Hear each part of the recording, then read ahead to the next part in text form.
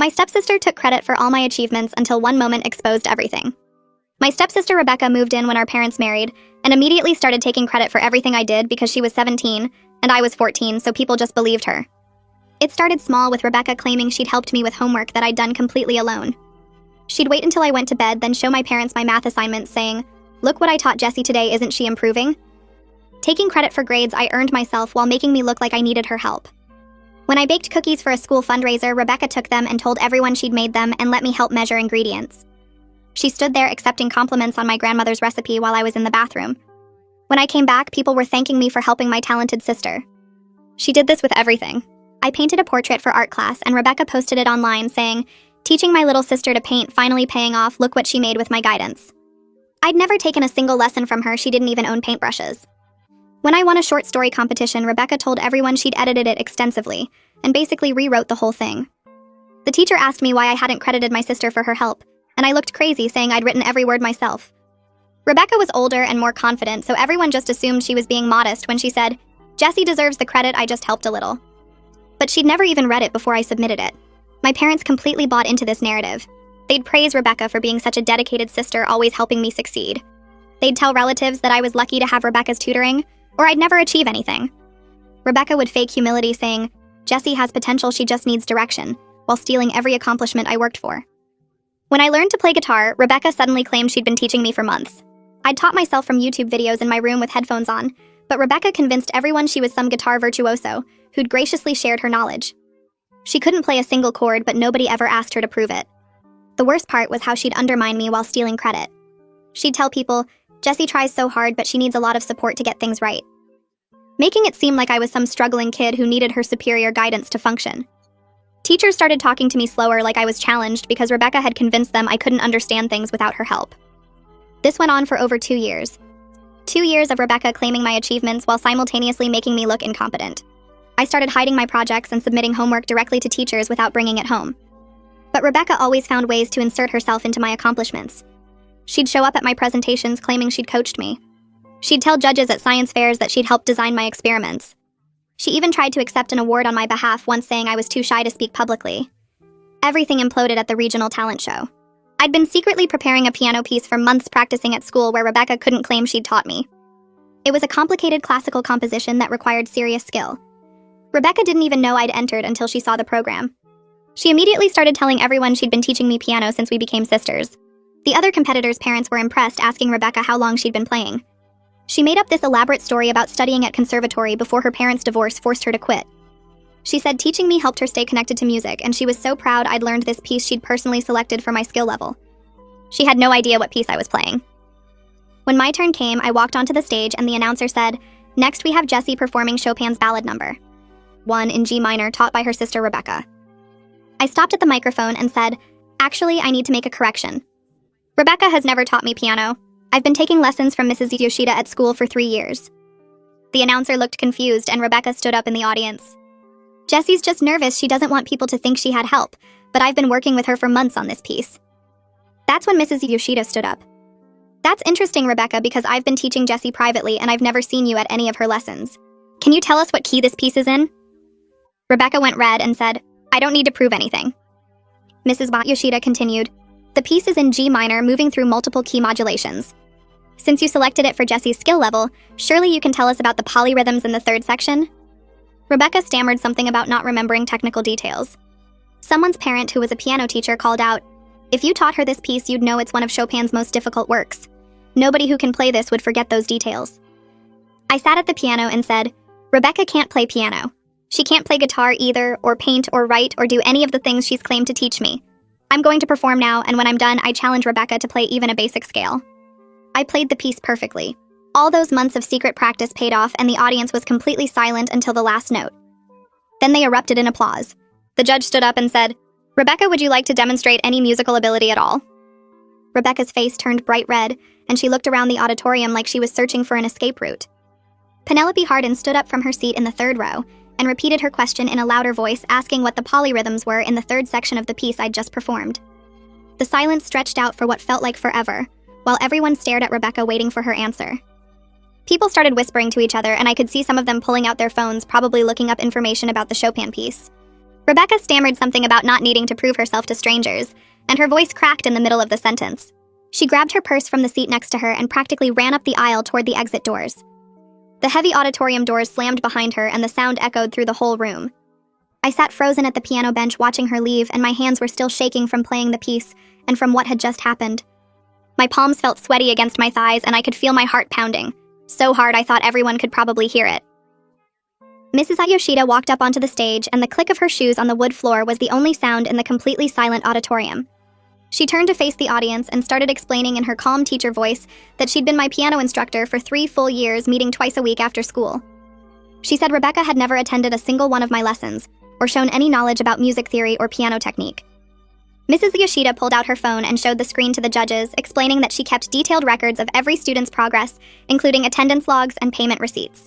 One of the judges stood up and asked if I could stay after the show ended, because they needed to discuss what had just occurred. My parents were sitting about halfway back in the auditorium, and I could see Mom's face looked pale and shocked while Dad had his arms crossed over his chest. They kept looking at each other and then back at the stage like they couldn't believe what they were hearing. The rest of the talent show continued, but I barely paid attention to the other performers because my mind was racing through everything that might happen next. When the last act finished, the judges went into a small room backstage to make their decisions, while everyone in the audience talked in loud voices about what they'd just witnessed. I stayed sitting on the piano bench because I didn't know where else to go, and several people came up to tell me my performance was beautiful. After about 15 minutes, the judges came back out and announced the winners, starting with 3rd place. When they got to 1st place, they called my name and said I'd demonstrated exceptional technical skill and emotional depth in one of the most challenging pieces in the classical piano repertoire. I walked up to accept the trophy, but the victory felt completely hollow because I could see my parents standing in the lobby through the auditorium doors, and their expressions looked angry instead of proud. Mom was shaking her head and talking to Dad with big hand gestures, and I knew I was in serious trouble. After I talked to the judges for a few minutes about what happened with Rebecca, they let me go, and I walked out to the lobby where my parents were waiting.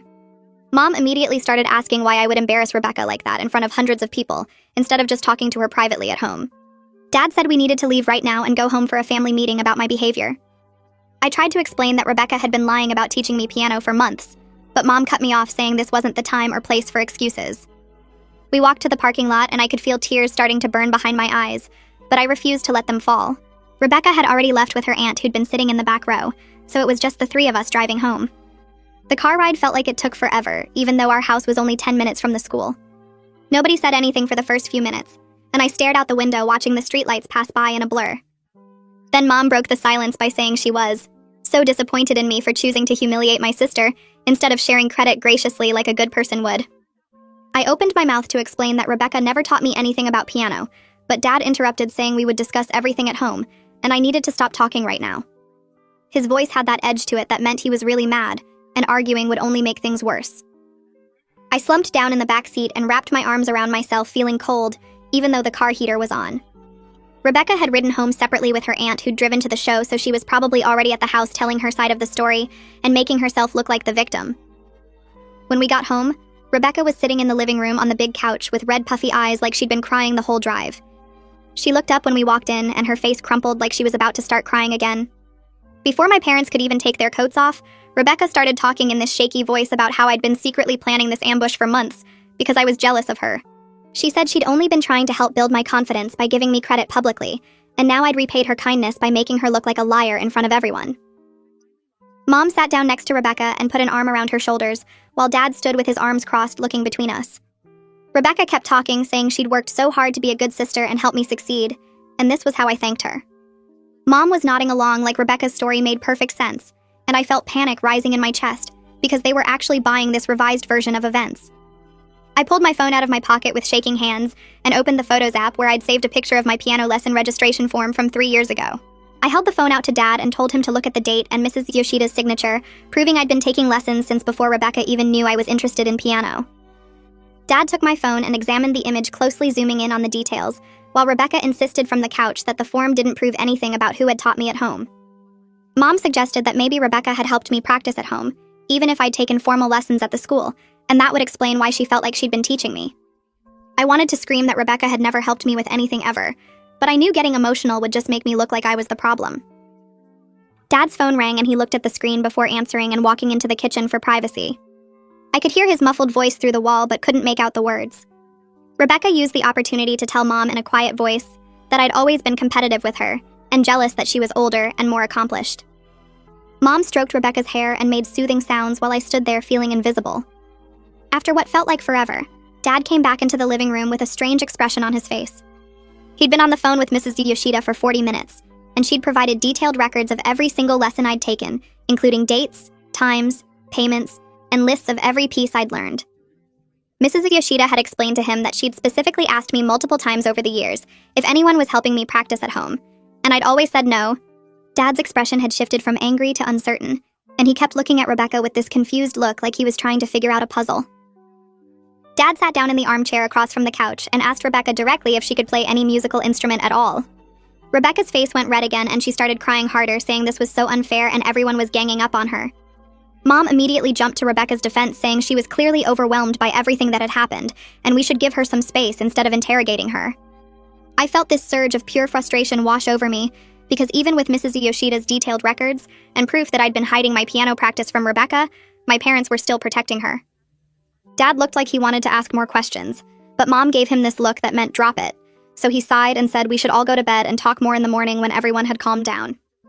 I barely slept that night because I kept replaying the talent show and the car ride and the conversation at home over and over in my mind. The next morning, I came downstairs and found Rebecca already in the kitchen with Mom making breakfast. Rebecca was telling Mom that maybe she'd exaggerated her role in my piano playing a little bit, but she definitely had helped me with my other achievements like guitar and art and writing. She said she'd been there supporting me and giving me advice even if she hadn't literally taught me every single note.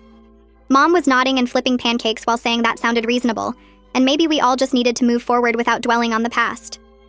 I poured myself orange juice and felt my stomach twist because Rebecca was already pivoting to defend all her other lies, and Mom was letting her do it. Monday morning came and I walked into school feeling nervous about what people would say after the talent show. 3 different teachers stopped me in the hallway before first period even started, saying they'd heard about what happened and wanted to talk to me. Faith Cooper, my art teacher, pulled me aside near the lockers and asked directly if Rebecca had really helped me with the portrait I'd painted last semester. I told her the complete truth that Rebecca had never helped me with anything in my entire life, and all those claims about teaching me were total lies. Faith's expression got really serious and she said she needed to talk to the principal about this because she had some concerns about things Rebecca had told her in the past. First period felt like it dragged on forever because I kept thinking about Faith wanting to talk to the principal about Rebecca's lies. When the bell finally rang, Faith caught up with me in the hallway and asked if I could come to her classroom during my free period. I nodded and spent the next hour barely paying attention in algebra because my mind kept going over everything Rebecca had claimed about teaching me art. During my free period, I walked to Faith's classroom and found her sitting at her desk with a folder open in front of her. She looked up when I came in and gestured for me to sit down. Faith opened the folder and pulled out several printed emails showing messages Rebecca had sent her last year. The first one was from October, asking if Faith could mention Rebecca's mentorship when discussing my portrait project with other teachers. Rebecca had written 3 paragraphs about the advanced painting techniques she'd supposedly taught me and how proud she was of my progress under her guidance. Faith showed me another email from December where Rebecca asked if she could be listed as a teaching assistant for the spring semester art class. She'd claimed she had extensive experience instructing younger students and wanted to formalize her role in my artistic development. I felt sick reading these emails because Rebecca had been building this fake narrative with my teachers behind my back for over a year. Faith said she'd felt something was off at the time because Rebecca's descriptions of painting techniques were vague and sometimes incorrect. She'd responded politely but never followed through on listing Rebecca as any kind of assistant. Now Faith wanted to take all this documentation to Principal Alexander and review every single claim Rebecca had made about teaching me. She said other teachers might have similar emails or conversations that needed to be examined. I thanked Faith for believing me and taking this seriously because it felt like the first time an adult was really listening. The cafeteria at lunch was worse than I expected. I grabbed my tray and headed toward my usual table when 3 girls from my English class surrounded me near the drink station. One of them asked if it was really true that Rebecca had been lying about teaching me stuff. I said yes, and explained that Rebecca had never taught me anything despite claiming credit for years. The girl nodded sympathetically and said she'd always thought it was weird how Rebecca talked about me like I was some project she'd fixed. Another classmate joined in, saying Rebecca had told her entire friend group that I'd be failing classes without her tutoring. I appreciated their support, but then 2 of Rebecca's friends walked past, and one of them said loud enough for everyone to hear that some people will do anything for attention, including trashing their own family. The other one added that Rebecca had always been nothing but nice to me, and I was being ungrateful. I felt my face get hot and my stomach started hurting because the social fallout was spreading faster than I'd anticipated.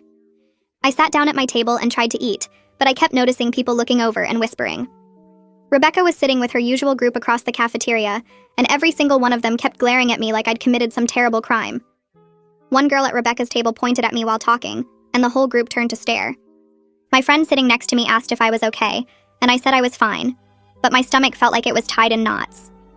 I'd known exposing Rebecca would have consequences, but actually experiencing everyone picking sides made me feel awful. Some students seemed supportive, and others acted like I was starting drama for no reason. The worst part was not knowing who believed what, or how many people Rebecca had already convinced with her version of events.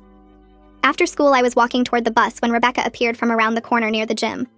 She stepped directly into my path, and her face was red and her eyes looked furious. She said I'd ruined her reputation and made her look like a liar in front of everyone who mattered. I tried to step around her, but she moved to block me again. Rebecca insisted she'd only been trying to help me gain confidence by sharing credit for my work. She said I was too shy and insecure to take credit myself, so she'd done it for me as a favor. I told her that stealing credit for work she didn't do wasn't sharing, and it definitely wasn't helping me. Rebecca's voice got louder, and she said I should be grateful she'd made me look good instead of letting me stay invisible. I felt anger rising in my chest, and I said, taking credit for achievements I earned myself while telling everyone I needed her help to function wasn't making me look good.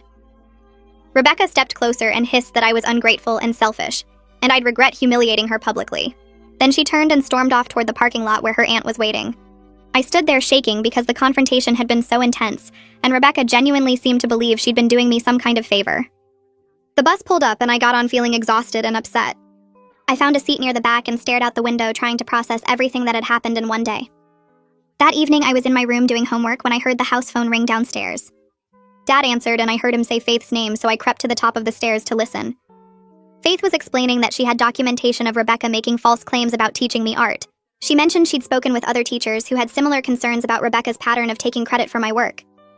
Dad's voice sounded serious as he asked questions and took notes. The conversation lasted about 15 minutes, and when Dad hung up, he called Rebecca down to the living room. I stayed at the top of the stairs listening as Dad asked Rebecca to sit down for a serious conversation. Mom came in from the kitchen and sat on the couch looking worried. Dad said Faith had called with some concerning information about claims Rebecca had made regarding teaching me art. He asked Rebecca to explain specifically what she'd taught me in my art class. Rebecca gave vague answers about color theory and something about brush techniques for shading. Dad pressed for more details, and Rebecca said she'd shown me how to mix colors and plan compositions. Mom nodded along like this sounded reasonable, but Dad kept asking more specific questions. He asked Rebecca to describe the portrait project I'd done last semester, and Rebecca said it was a face using oils. Dad pointed out that I'd actually used acrylics, not oils, and the project was a full figure portrait, not just a face. Rebecca stammered that she'd mixed up the details, but she definitely remembered helping me with it. Dad asked her to demonstrate any painting technique she'd supposedly taught me, and Rebecca said she didn't have her supplies with her. Mom suggested maybe Rebecca could show us another time, but Dad's expression showed he wasn't buying the excuse. He said Faith had emails where Rebecca claimed extensive knowledge of advanced painting techniques, but couldn't answer basic questions about the actual projects. Rebecca's face went red, and she insisted Faith was misremembering their conversations. Dad asked why Faith would make up emails, and Rebecca said maybe Faith was confused or trying to cause problems. The excuses were starting to sound hollow even to Mom, whose expression shifted from defensive to uncertain. Over the next few days, I started documenting everything I could remember about Rebecca's false claims. I opened a notebook and wrote down dates as accurately as I could recall. I listed the math homework she'd claimed to teach me in September 3 years ago. I wrote about the cookies for the fundraiser in October that same year. I documented the portrait she'd posted online saying she taught me to paint. I added the short story competition where she claimed to have edited and rewritten my work. I listed the guitar claims and the piano lies, and every single time she'd told someone she was coaching me or tutoring me or teaching me anything. For each incident, I wrote down who had heard her make the claim and where it happened. I included teachers' names and classmates' names and relatives who'd been told these lies at family gatherings. I wrote down the science fair where she told judges she'd helped design my experiments. I documented the award ceremony where she tried to accept recognition on my behalf. I added the talent show and everything that happened there, including witnesses. The list grew longer and longer until it filled 3 full pages in my notebook. Each entry represented something I'd accomplished completely on my own that Rebecca had stolen. Seeing it all written out made the pattern obvious and undeniable. 2 full years of systematic credit theft spanning every area of my life. I felt angry looking at those pages, but also relieved because now I had concrete documentation, instead of just my word against hers. Rebecca started her own campaign at the school telling anyone who would listen that I was jealous of her because she was older and more accomplished. I heard from friends that she was describing the talent show as me having a breakdown from performance pressure. She told people I'd always been competitive with her and couldn't handle her being better at things.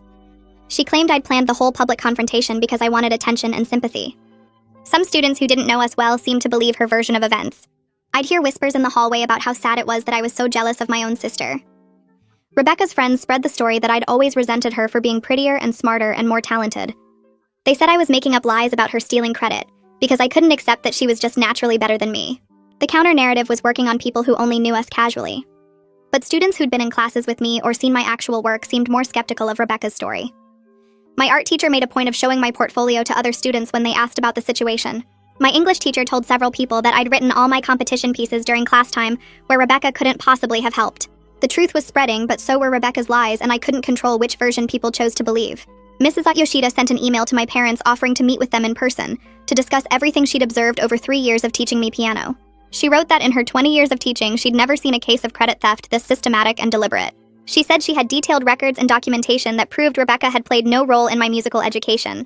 She offered several possible meeting times and said she felt it was important for my parents to understand the full scope of what had been happening. Mom read the email while I was eating breakfast and she looked upset. She said she didn't understand why Mrs. Yoshida was making such a big deal out of this. Dad said they should take the meeting seriously because Mrs. Yoshida was a respected teacher with no reason to lie. Mom argued that maybe everyone was overreacting and we should just move forward as a family. Dad insisted they needed to hear what Mrs. Yoshida had to say. They finally agreed to meet with her the following Tuesday after school. Mom seemed reluctant the whole time, like she still didn't want to face the truth about what Rebecca had done. Tuesday afternoon, my parents drove to the school for the meeting with Mrs. Yoshida. I waited in the music room while they talked in Mrs. Yoshida's office. The meeting lasted over an hour, and when they came out, Mom's eyes were red like she'd been crying. We drove home in silence, and I could tell something significant had happened. After dinner, Dad asked me to come into the living room, and both my parents sat down looking serious. Dad said Mrs. Yoshida had shown them detailed records of every lesson I'd taken for 3 years. She'd brought attendance sheets and payment records and notes about my progress. She'd showed them the practice schedule proving I stayed after school every single day to practice because I'd specifically told her I needed privacy at home. Mom's voice shook when she said Mrs. Yoshida had explained that I'd explicitly mentioned hiding my progress from my stepsister. I nodded and confirmed that was true. Mom looked devastated hearing me say it out loud. Dad asked why I felt I needed to hide my accomplishments at home. I explained that every time I worked on something, Rebecca would find a way to claim credit for it, so I started keeping everything secret. I said I'd tried to tell them before, but Rebecca was always believed because she was older and more confident and better at talking to adults. Mom started crying again and said she was so sorry she hadn't listened. Dad looked angry, but not at me at the situation and probably at himself for not seeing it sooner. Mom's face crumpled and tears started rolling down her cheeks while she looked at me sitting on the couch. She said she felt horrible that I didn't feel heard for so long and she wished I'd come to her sooner. But then she wiped her eyes and said, maybe this whole thing was just a big misunderstanding that got out of hand. She suggested that Rebecca probably started helping me with something small, and then it grew into this bigger story that she couldn't back out of without looking bad.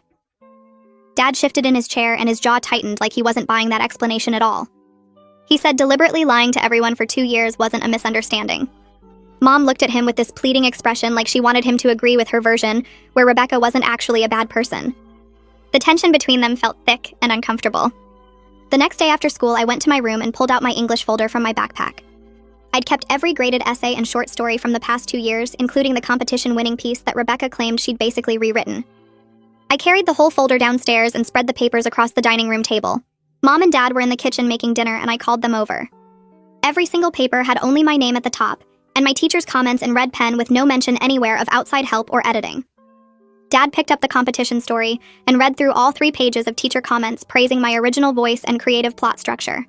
Mom looked through my other essays, and I watched her face change as she saw paper after paper with just my name and no evidence that Rebecca had touched any of them. Dad set down the story and said this was pretty clear proof. Mom nodded slowly, but she still looked like she was struggling to accept what the evidence showed. 2 days later, a thick envelope arrived in the mail addressed to my parents. Mom opened it at the kitchen table and pulled out a formal letter on the school letterhead. Faith Cooper had written 3 full pages documenting separate times when Rebecca approached her claiming credit for my artwork. She included exact dates and detailed conversations where Rebecca described techniques she'd supposedly taught me.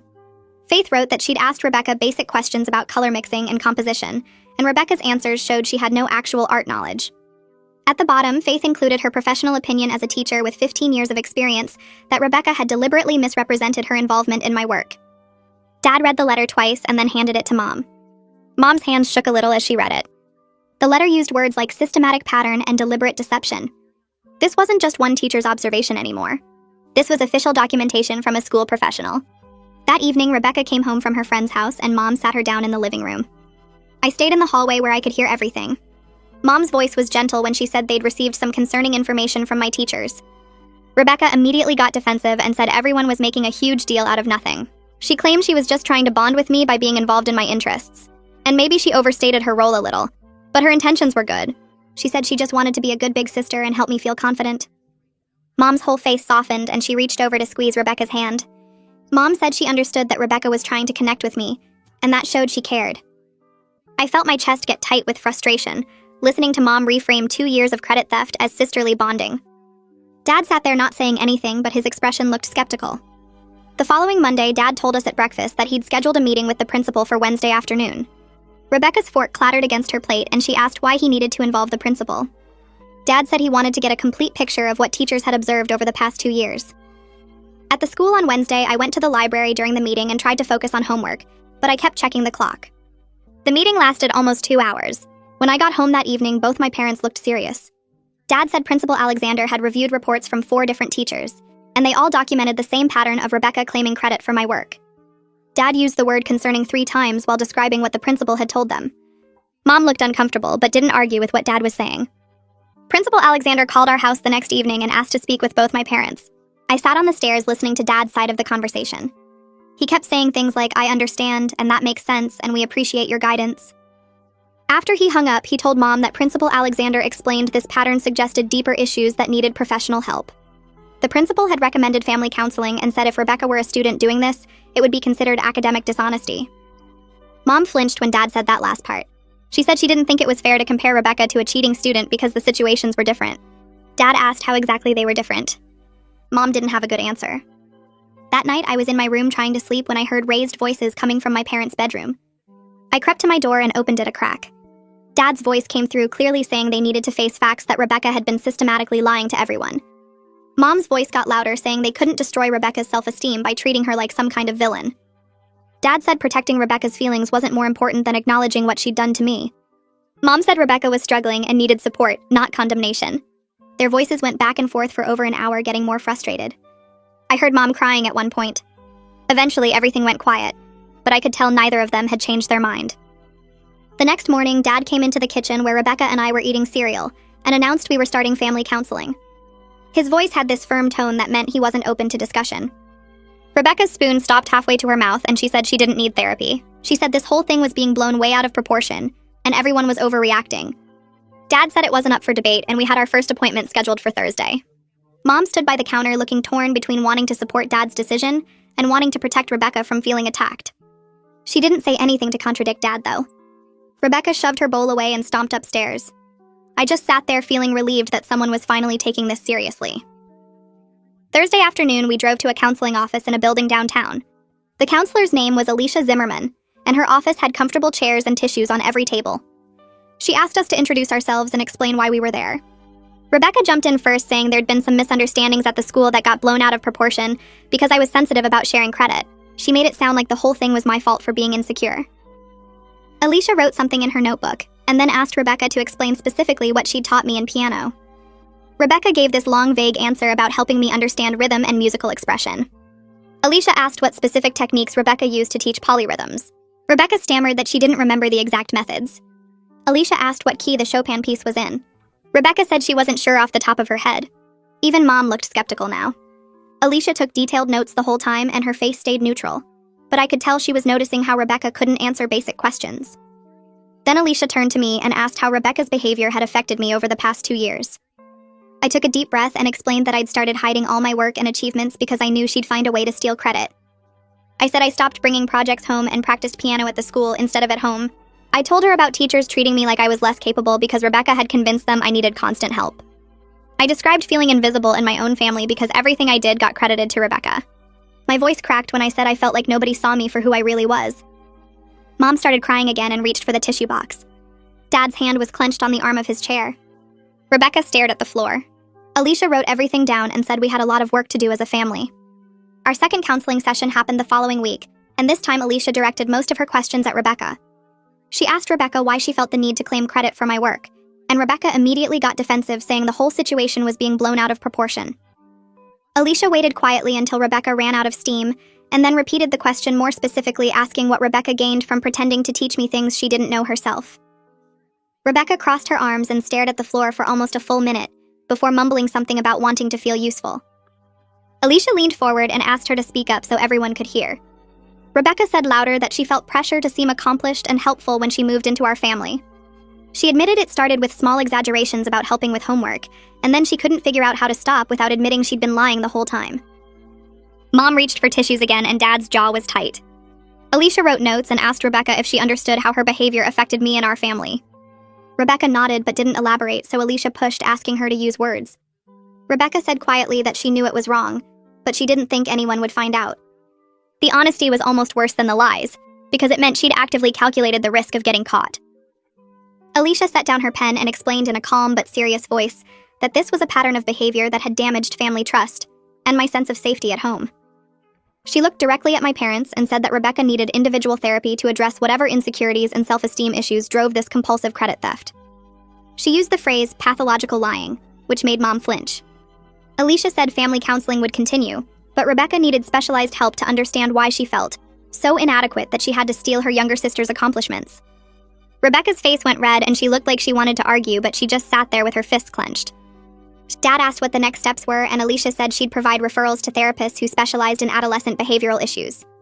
Mom asked if this meant Rebecca had some kind of disorder, and Alicia said it was too early for diagnosis, but the behavior pattern was concerning enough to warrant professional intervention. The session ended with Rebecca refusing to make eye contact with anyone. Over the following weeks at the school, things started shifting in small but noticeable ways. During music class, someone mentioned Rebecca teaching me guitar, and my music teacher immediately corrected them, saying I was completely self-taught. The clarification was public and matter-of-fact, and the other students looked surprised. In art class, when someone asked Faith if Rebecca had really helped with my portrait, she said firmly that Rebecca had never been involved in any of my art projects. Teachers were actively correcting the false narrative Rebecca had built, and each correction felt like a tiny piece of my reputation being restored. The drama club advisor asked me to help paint sets, and mentioned she'd heard great things about my independent artwork. The emphasis on independent was deliberate. My English teacher returned an essay with a note saying she was impressed by my consistent voice across all my writing, and she'd always known I worked alone. Even small moments like these accumulated into a pattern of social correction. Some of Rebecca's friends stopped talking to me completely, which actually felt like a relief.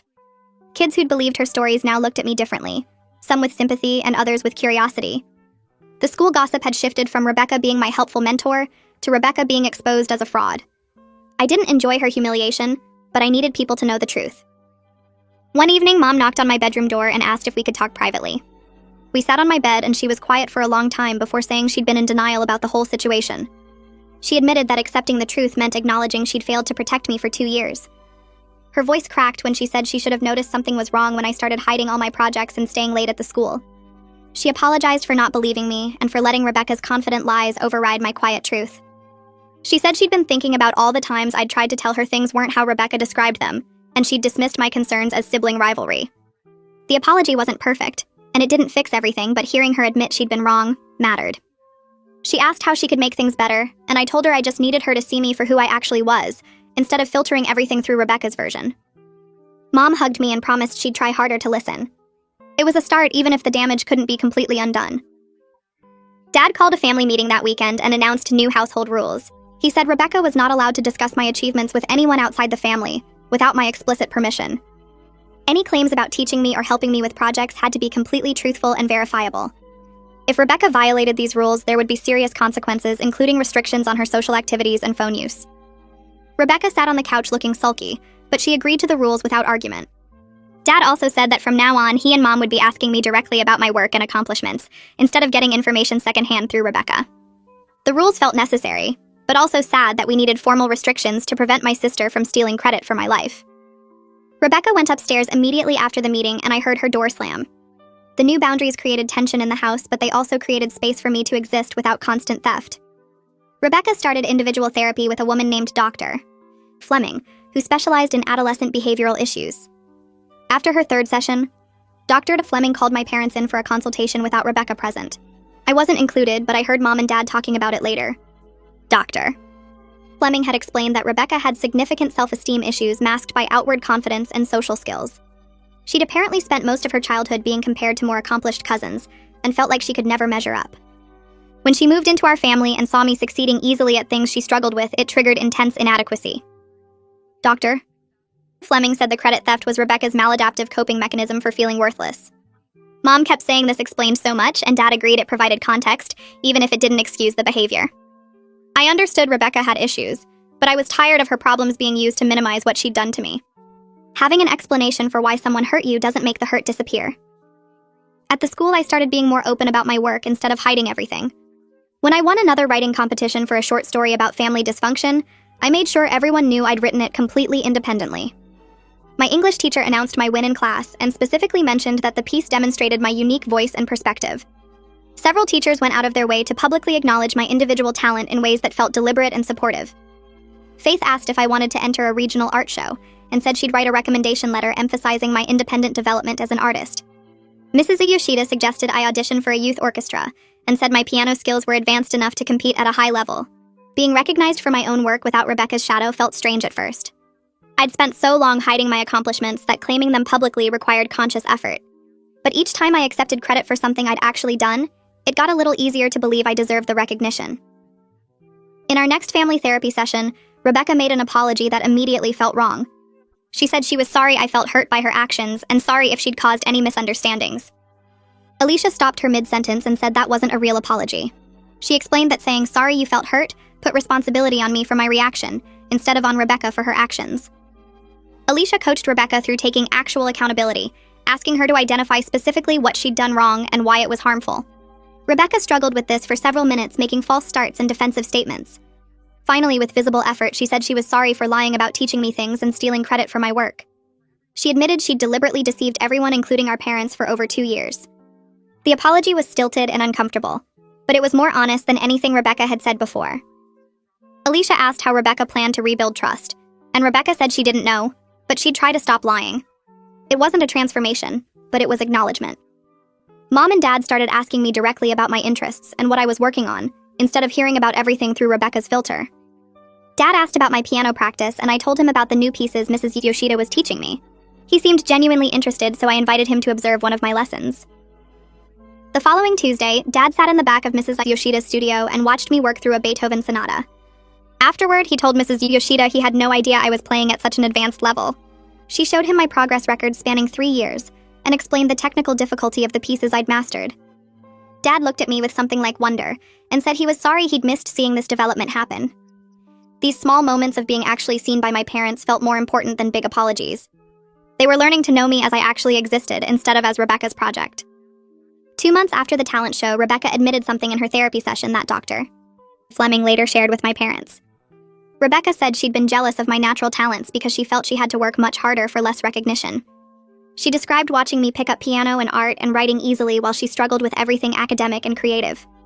The jealousy made her feel inadequate, so she started claiming credit as a way to feel connected to success, even if it wasn't hers. Alicia used this admission in our family session to help Rebecca see that stealing credit hadn't solved her insecurity. If anything, it made her feel worse because she knew the praise wasn't real. Rebecca cried during this session, which was the first time I'd seen her show genuine emotion about the situation, rather than defensive anger. She said she understood now that she needed to find things she was actually good at instead of parasitically attaching to my achievements. It was progress even if it didn't undo the damage. I waited until the next family therapy session to say what needed to be said. Alicia had been working with Rebecca individually for weeks, and the change was small but visible. Rebecca sat across from me in the counselor's office looking tired instead of defensive. I took a breath and spoke directly to her for the first time since the talent show without our parents mediating. I told her that I understood she had issues and insecurities that drove her behavior.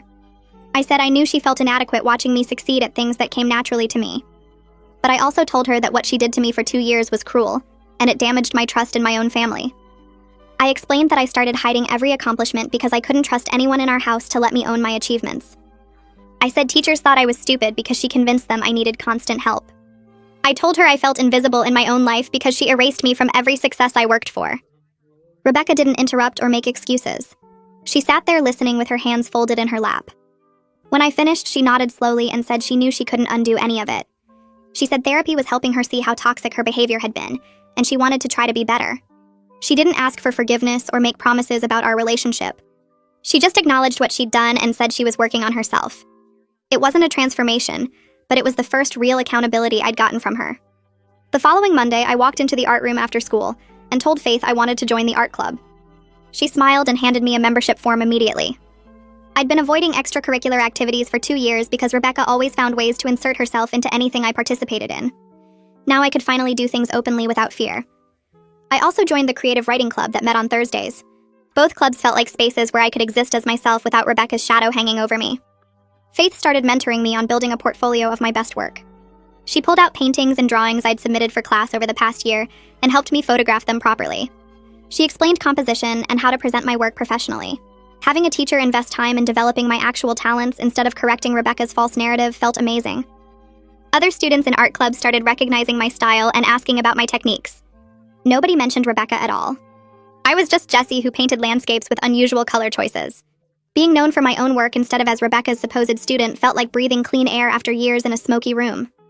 Rebecca started showing up to dinner talking about debate team practice. At first I thought she was setting up another scheme to steal credit from someone else. But she kept going to practices and coming home with notes about argumentation strategies. She'd talk to Dad about logical fallacies and how to structure rebuttals. One night she mentioned winning a practice debate against a senior, and she seemed genuinely excited. Mom asked her about it, and Rebecca described her arguments in detail without claiming anyone had coached her or helped her prepare. She was owning her achievement completely. The debate coach told our parents that Rebecca had natural talent for public speaking and quick thinking under pressure. Having her own success seemed to reduce her need to parasitically attach to mine. We'd pass each other in the hallway at the school, and she'd be carrying debate materials instead of lurking near my classrooms. She found friends on the debate team who knew her for her actual skills. Watching her develop her own identity separate from stealing mine was strange but necessary. I didn't trust her completely, but I could see she was trying to build something real for herself. 3 months after the talent show, my parents called both of us into the living room for a family meeting. I felt my stomach tighten expecting another lecture about family unity or forgiving Rebecca. Instead, Dad sat forward with his hands clasped and said they needed to acknowledge something important. He said they had failed to see the unhealthy dynamic that developed in our household. He admitted he was too quick to believe Rebecca because she seemed confident and helpful while I was younger and quieter. He said he should have questioned why I never wanted to share my work at home or why I practiced piano at the school instead of using our piano. Mom spoke next and said she was learning to question surface appearances. She explained that she'd always assumed older siblings naturally helped younger ones, and she never considered that Rebecca's involvement might be false. She apologized for dismissing my attempts to tell them the truth. She said watching me thrive now that Rebecca wasn't claiming credit showed her how much damage the dynamic had caused. They both said they were committed to creating a healthier family environment going forward. It wasn't a perfect apology, but it was real acknowledgement that they'd failed me. Alicia used our next family session to establish new communication patterns. She explained that our household had developed a hierarchy based on age and confidence level, rather than valuing everyone's voice equally.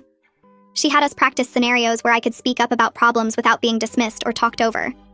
We role-played situations where Rebecca tried to take credit, and I had to assert myself while my parents listened, instead of automatically believing the older sister. The exercises felt awkward and artificial, but Alicia insisted they were necessary to break old patterns. She made Rebecca practice asking about my activities without inserting herself into them. She had my parents practice checking facts before accepting Rebecca's claims. We spent an hour going through hypothetical situations and appropriate responses. Mom kept apologizing during the exercises, saying it felt silly to rehearse basic communication. Alicia explained that our family had normalized dysfunction for so long that we needed explicit practice doing things differently. By the end of the session, I felt exhausted, but slightly hopeful that things might actually change. Rebecca and I had a private conversation the following week where we established clear boundaries. We agreed that we would maintain polite distance and not pretend to be close sisters. We'd be civil at family dinners and acknowledge each other at the school, but we wouldn't hang out or share details about our lives. We wouldn't go to each other's events unless specifically invited. We wouldn't comment on each other's achievements or activities. The boundaries felt sad in some ways because stepsisters were supposed to bond and become friends. But pretending everything was fine would have been worse. Our relationship was functional, if not warm. We could exist in the same house without constant conflict, but we weren't going to force closeness that didn't exist. Both of us seemed relieved to have explicit rules instead of navigating unclear expectations. I didn't hate Rebecca anymore, but I didn't trust her either. The distance felt realistic given what had happened. I had another piano recital in early December, and this time Rebecca didn't attend. Mom asked if I wanted her to come, and I said no immediately. The relief on Rebecca's face when I declined was visible. She didn't want to watch me perform any more than I wanted her there. Mom and Dad came and sat in the front row with flowers. I played a Debussy piece and a Bach invention that Mrs. Yoshida had helped me prepare. After the performance, my parents waited in the lobby while other families congratulated their kids. When other parents approached to compliment my playing, Mom and Dad introduced me as their talented daughter, without any mention of Rebecca's involvement. Dad told one couple that I'd been taking lessons for years and working incredibly hard. Mom showed them a video she'd taken of my performance. Nobody asked about Rebecca or whether she'd taught me. The correction in how my parents presented me felt good. I was finally visible as myself instead of as Rebecca's supposed project. At the school, my reputation as an independent achiever became firmly established. New students who transferred in during the spring semester knew me for my own work. They'd heard I played piano and painted and wrote stories, but nobody mentioned Rebecca at all. Teachers started recommending me for advanced programs based on my individual merit. My English teacher nominated me for a regional writing workshop. Faith submitted my portfolio to a young artists showcase. The music department asked me to perform at the spring concert. All of these opportunities came from people recognizing my actual abilities instead of believing Rebecca's false narrative. I was finally visible as myself. Classmates would ask me for help with art projects or writing assignments. Nobody treated me like I needed assistance or spoke to me slowly. The 2 years of being seen as incompetent were finally being erased by consistent evidence of my real capabilities. Rebecca made genuine progress in her individual therapy sessions. Her therapist helped her develop healthier self-esteem, not based on taking credit for other people's work. One afternoon, Rebecca asked Mom to drive her to the school, and she went into the building for over an hour. When she came back out, Mom asked what she'd been doing. Rebecca said she'd apologized to several of my teachers for misleading them about teaching me. She'd gone to Faith's classroom and admitted she'd lied about helping with my artwork. She'd found my English teacher and confessed she'd never edited my writing. She'd tracked down Mrs. Yoshida and apologized for claiming she taught me piano. The apologies were uncomfortable and humiliating for Rebecca, but they showed real accountability. Faith told me later that Rebecca's apology seemed genuine and painful. She said Rebecca cried while admitting she'd made up the whole story about teaching me to paint. The teachers appreciated the accountability, even though it didn't undo the damage to my reputation over the past 2 years. 4 months after the talent show, I entered a regional art competition and won first place in my age category. The local newspaper sent a reporter to interview me about my work. I sat in our living room answering questions about my artistic process and my influences. I talked about Faith's mentorship and how she'd helped me develop my portfolio. I mentioned teaching myself techniques through online tutorials and practice. I described my grandmother's encouragement of my creativity when I was younger. I gave credit where it was actually due without inflating anyone's role. The reporter asked if anyone in my family was artistic, and I said my parents were supportive, but not artists themselves. Rebecca's name never came up in the conversation. When the article came out the following week, it featured a photo of me with one of my paintings and quotes about my dedication and natural talent. Rebecca didn't try to insert herself into the story at all. She read the article at breakfast and said congratulations before going back to her debate team notes. The fact that she could let me have an achievement completely to myself felt like real progress. A week after the newspaper article came out, Mom knocked on my bedroom door while I was practicing a new piece. She sat on my bed and watched me finish the phrase before speaking. She told me she was proud of how I stood up for myself at the talent show, even though it was painful for the family. She said I showed courage she wished she'd had at my age. Dad came in a few minutes later and agreed, adding that watching me advocate for myself taught him to listen better. They both apologized again for taking so long to see what was really happening. Mom's eyes got wet when she said she kept replaying moments from the past 2 years in her head, seeing them completely differently now. Dad squeezed my shoulder and said they were committed to making sure I felt heard and valued going forward. The conversation felt genuine in a way that previous apologies hadn't, like they were finally processing the full weight of what Rebecca had done. The following Tuesday, we had another family therapy session with Alicia.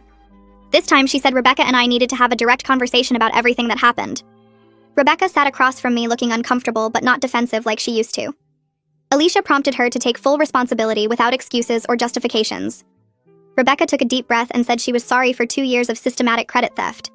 She said the words slowly like she'd practiced them. She acknowledged the harm she caused to my self-esteem and family relationships. She admitted she'd made me feel invisible in my own home and undermined my confidence with teachers and relatives. She said she knew saying sorry didn't fix what she'd done, but she wanted me to know she understood how wrong it was. Her voice cracked a little when she talked about making me hide my work because I couldn't trust my own family. I listened without interrupting, watching her face to see if she really meant it. When she finished, I told her I was accepted her accountability, even though rebuilding trust would take time. I said I appreciated her finally being honest, but actions would matter more than words.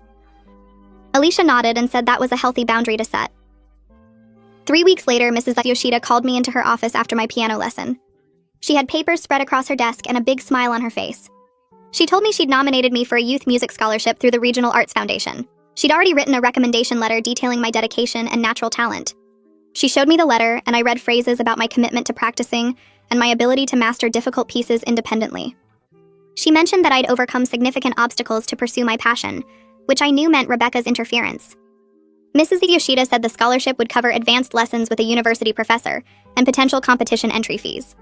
I had to submit an audition video and essay about my musical journey. The application deadline was in 6 weeks. I felt this rush of excitement mixed with nervousness about being evaluated by people I'd never met. Mrs. Yoshida squeezed my hand and said she had complete confidence in my abilities. 2 months later, I got the acceptance letter in the mail. The scholarship would fund 2 years of advanced lessons starting that summer.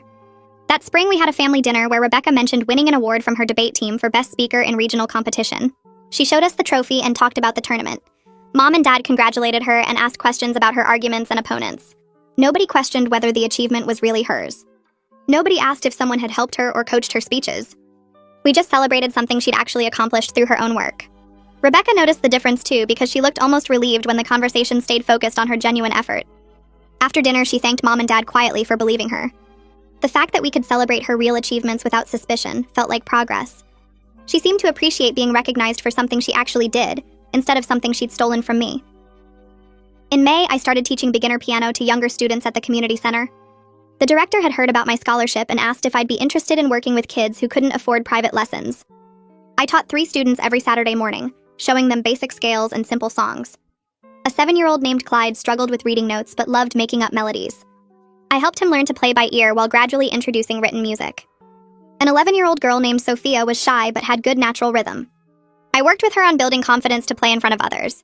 Teaching them gave me this sense of joy that felt completely different from my own practicing.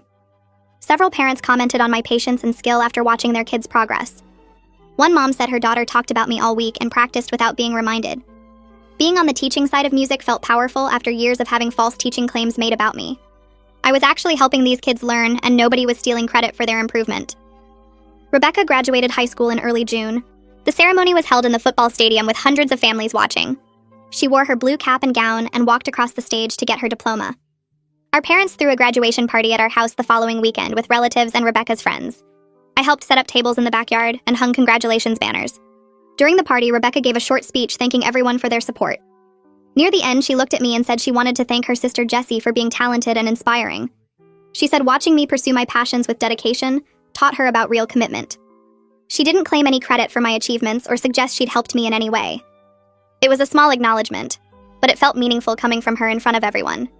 Several relatives came up to me afterward saying they were impressed by Rebecca's maturity. Her aunt mentioned that Rebecca would be attending college in another state starting in August. The physical distance would be healthy for both of us. After Rebecca left for college in late August, home life became noticeably calmer. I could leave my artwork on the kitchen table without worrying someone would photograph it and claim they'd taught me. I could talk about my writing projects at dinner without fear of Rebecca inserting herself into the story. My sheet music stayed on the piano instead of hidden in my room. Mom and Dad continued working on seeing me clearly and supporting my individual growth. Dad started asking specific questions about my music theory homework instead of assuming I needed help. Mom came to my art club meetings and watched me work without suggesting Rebecca should be there too. We had conversations where they actually listened when I talked about my interests and goals. The family dynamic improved significantly without the constant tension of Rebecca's lies hanging over everything. That spring, I performed a senior recital at the end of the school year. Mrs. Yoshida helped me select 6 pieces ranging from Bach to contemporary composers. The program included the Chopin Ballade that started everything at the talent show 2 years earlier. I practiced for months, working through difficult passages and refining my interpretation. The recital was held in the school auditorium on a Saturday evening. The room filled with people who knew my real story, teachers and students and parents who'd watched me grow as a musician. Mrs. Yoshida introduced me as one of the most dedicated students she'd taught in her 20-year career. She talked about my perseverance and natural musicality. I walked onto the stage feeling nervous but ready. The piano bench felt familiar under me as I began the first piece. Each note came out clear and confident. Between pieces, I looked out at the audience and saw Faith sitting with other teachers. My parents sat in the 3rd row smiling. When I finished the Chopin Ballade, the audience stayed silent for a moment before erupting in applause. After the recital ended, people came up to talk to me in the lobby. Several audience members said they remembered the talent show exposure and were impressed by how I'd continued to grow and succeed. Faith hugged me and said my playing had been beautiful. A woman I didn't recognize introduced herself as Penelope Harden, the piano teacher who'd questioned Rebecca at the talent show. She said her daughter looked up to me for standing up for the truth. She told me that moment had sparked conversations in their family about honesty and taking credit for your own work. Other parents and students offered congratulations and asked about my college plans. Mrs. Yoshida stood nearby looking proud. The vindication felt complete, not because I'd proven Rebecca wrong, but because I was recognized purely for my own abilities and hard work. 2 weeks later, I received acceptance letters from multiple colleges with strong music and art programs. I'd applied to 7 schools, submitting portfolios of my artwork and audition recordings of my piano playing. Every application was entirely my own work, from the essays about my artistic journey to the pieces I'd selected to showcase my abilities. The applications required no mention of Rebecca, because she genuinely played no role in my development. I'd listed Mrs. Yoshida and Faith as references along with my academic teachers. 5 schools accepted me with various scholarship offers. I was recognized purely for my own merit, evaluated by admissions committees who'd never heard Rebecca's false claims. Mom and Dad helped me compare financial aid packages and visit campuses. We toured music facilities and art studios, imagining where I might spend the next 4 years.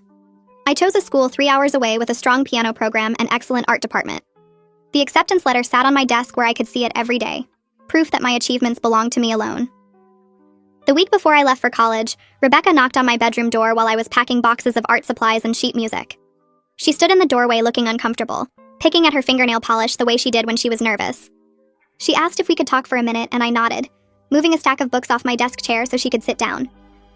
Rebecca sat and stared at her hands for a long moment before looking up at me. She told me she was genuinely proud of everything I'd accomplished, and she regretted that she'd damaged our relationship by trying to claim my achievements as her own. Her voice was quiet and steady, not defensive the way it used to be when confronted. She said therapy had helped her understand that she'd been trying to feel valuable by connecting herself to my success, instead of developing her own worth. She admitted that watching me excel at so many things had made her feel inadequate, like she had nothing of her own to offer, so she'd convinced herself that being my mentor was her contribution. Rebecca said she knew now that was completely wrong and unfair to me, and she was sorry for the 2 years of lies and manipulation.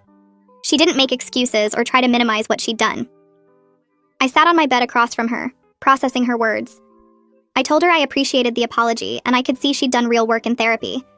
I said I hoped college would give her the chance to build an identity based on her actual strengths and interests, not borrowed from someone else's accomplishments. Rebecca nodded and said she was looking forward to starting fresh somewhere nobody knew her as my sister. We talked for another 20 minutes about practical things, like how we'd handle family holidays and whether we'd stay in touch regularly. We agreed to maintain polite distance and maybe someday rebuild a relationship based on honesty instead of the toxic dynamic we'd had.